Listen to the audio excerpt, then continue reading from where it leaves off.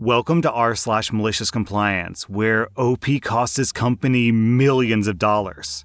Our next Reddit post is from Striker Onima. So I worked as quality assurance at a factory. To start, I'll explain the reporting process. When something goes wrong in the factory that's directly tied to quality, such as bad coloring or defects, I, as a QA lead, have to write a report. These reports were very detailed and extremely time-consuming. Now, when something went wrong that wasn't directly tied to quality, but still affected it, such as a machine breaking down or foreign material getting in the machines, in that case, the lead in charge of the machines was supposed to write the report. Somehow, all of those reports ended up being written by me, even though I had my own time-consuming job to do. I had been asking to not do other people's reports for months, and my boss told me to remind other leads when they had to do a report. One day I'm doing my reports, and I hear over the radio that a refrigerator unit has gone out, and all the product was coming out as boiled mush instead of frozen. So I called up the refrigeration team and told them, you have to do a report on this. I'll send out an email explaining how many pallets of product that we lost. So I send out my email and continue on with my day.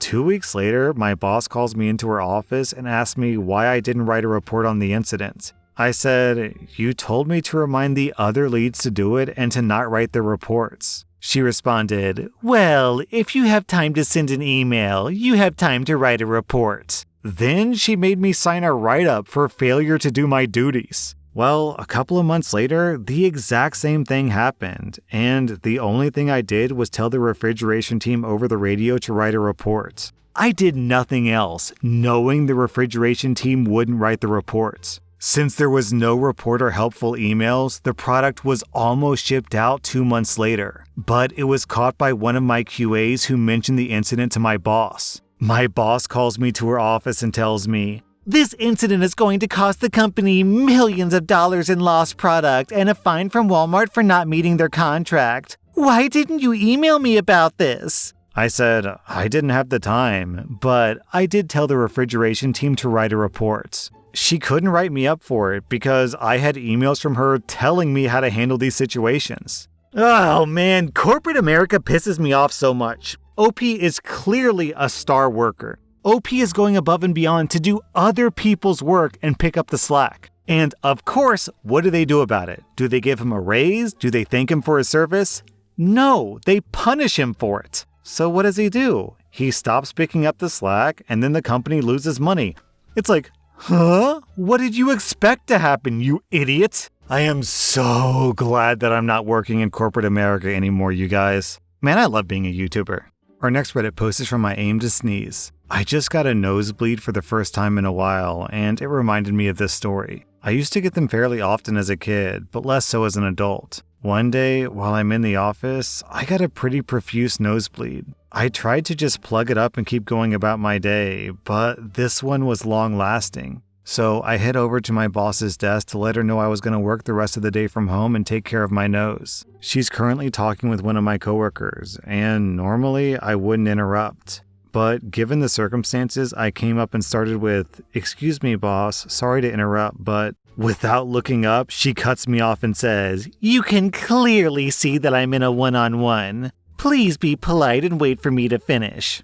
All right, you got it. By this time, the tissue that I was using to plug my nose was getting redder and redder. And by the time that she finally looked up, it was not a pretty sight. She asked me why I didn't say something sooner, and I just repeated back to her what she had told me. She sheepishly said, obviously stuff like this would be an exception. I just shrugged and walked back to my desk to get my things. Our next Reddit post is from Plogan. This story is about Jack, who's 28, his sister Tina, who's 24, and their parents. This happened a while back, maybe 3 or 4 years ago. My college friend told me about how his cousin basically screwed over his family by moving out when they told him to. So Jack is roughly 28 and still living with his parents, but he pays their bills, electricity, water, internet, etc. This is a big 2-story house, so the bill is big too. His sister, who's 24, had left the house by then and gotten married to a guy who made good money. She had been taking credit for paying the household bills and convinced their parents to kick out her brother because he was a shut-in loser, because none of them understood his job. A bit of backstory about their parents. My friend tells me that they're like those stereotypical teens in those cliche high school movies who basically look down on nerds and think that people who study hard are uncool. Anyway, they kept that mentality even after growing up and having kids. So they always looked down on Jack for being nerdy and favored Tina because she was pretty and popular in high school. But apparently Jack didn't really care because he had plenty of other friends. So Jack's parents confront him. They badmouth him about how he stays in his room, and they say that his sister, her husband, and her kid need the space. So they tell him that he has until the end of the month to leave. Jack didn't say a word. He just nodded and left by the end of the week and moved 3 cities away to a city closer to his other relatives. 2 months go by, and his sister calls him asking why this month's bills weren't paid. Apparently, their lights and water had been shut off. He tells her that she should have paid them since she was allegedly paying them before. About a week goes by, and he gets a call from his parents explaining how his sister confessed to everything and how he can come back and have his old room back so long as he keeps helping them pay the bills. He refused, saying that he enjoys living by himself now and he can focus on his work more because he's away from them. Afterwards, he blocked their numbers, and now they have to pay for their bills themselves. He doesn't know what happened to them after that because he's no longer invited to family gatherings. Hold on, these are grown-ass adults and they don't even know who's paying for their electric bills? I think these parents took the whole stereotype of hating smart nerds a little bit too seriously because these people are idiots. How can you live in a house as an adult and presumably own the house but not even know who's paying the electric and the water bills? What morons! Our next Reddit post is from Heathen Yak. About 10 years ago, my employer didn't have a sick leave policy. It was at your supervisor's discretion. One year, I got the flu and I was in bed for several days. On the 3rd day, my supervisor called and said that I had to come into the office the next day. I explained that I had the flu and I look and feel terrible and I was very sick. He said, "No excuses, no exceptions. My policy is 3 days max." So the next day I went into the office and the president of the company said, "Jesus, why are you here? You look terrible. Go home." I explained that I had to see my supervisor since he said that I had to come in. My supervisor sent me home after the president told him that he had to. The next week when I came back to the office, about 75% of the staff was out because of the flu. That was a very quiet week for me. Down in the comments, we have this story from Ben there. Last Monday, my daughter was very sick, and her kids were sick too. She tried to call off work, but her boss said that she had to come in, so she did. On Tuesday, she ended up in urgent care with fluid in her lungs. She had a double ear infection, and her kids were sick too. She stood up to her boss and said that she wasn't coming in. On Wednesday, her boss calls her in a panic because he's deathly ill. He has the same symptoms that his daughter has. He needs her to come in because he's too sick. She told him no, it's his fault that he made her work sick on Monday, so her boss had to work sick that day. On Thursday, most of the staff is out sick. The boss is running on a skeleton crew, and he thinks that he needs to go to the hospital. My daughter is still sick and refuses to go in. On Friday, she's feeling better, so she goes in. Her boss is down for the count. Also, he has family coming into town. I wonder how many of the boss's family members are sick today, all because he just had to make her work on Monday. Our next Reddit post is from Hermit Krabby. For context, we live in the US. Yeah, I know, this only happens here. We recently got a $4,000 hospital bill for an overnight stay with a minor surgery for our son. This was after our insurance paid $16,000. We had our secondary insurance to pay an additional $1,500, but we had $2,500 left to pay out of pocket. So what now? Well, the hospital has a financial assistance program, and we qualify. Hooray, right? Not right. They find out that we have an FSA, which is basically a credit card that can only be used for medical expenses. They want to max out the FSA before they'll look at our income. My husband is pretty resigned to this and ready to fork over our whole FSA, but I'm pretty salty about it. We have a decent amount left on our FSA, but we need this for all of our appointments this year. We only have weeks to pay the bill or have it sent to collections, so there's not enough time to schedule a bunch of necessary appointments. I am determined not to let the entirety of this thing go to the hospital because I know that if they looked at our income, the rest of our bill would probably be dropped or significantly reduced.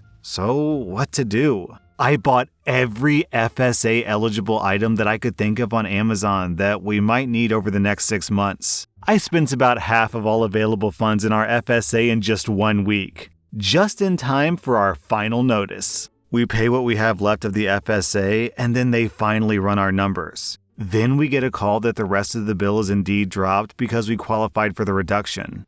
OP, the really genius move after that would be to return all the stuff to Amazon and get your money back. Our next Reddit post is from Homeless Bill. Years ago, I went to a Catholic high school. I was also an atheist. Not an in-your-face, douchey atheist. I just didn't believe in God, and I wasn't gonna lie about it. They offered a solid education, and I had a bunch of Catholic friends, so I'm obviously not going to be a jerk about it. I had no issue showing up at Mass and being respectful, taking 4 years of religion courses, or doing community service. But that didn't mean that I wanted to lead prayer. I didn't really mind saying a few words, but reading from the Bible never sat well with me and felt disingenuous. Luckily, most teachers were awesome, and I could respectfully opt out. But at least once a year, some teacher would absolutely insist that I go up and read from one of the many beautiful passages that you should know by now. Okay, I would walk up to the front and say the traditional greeting.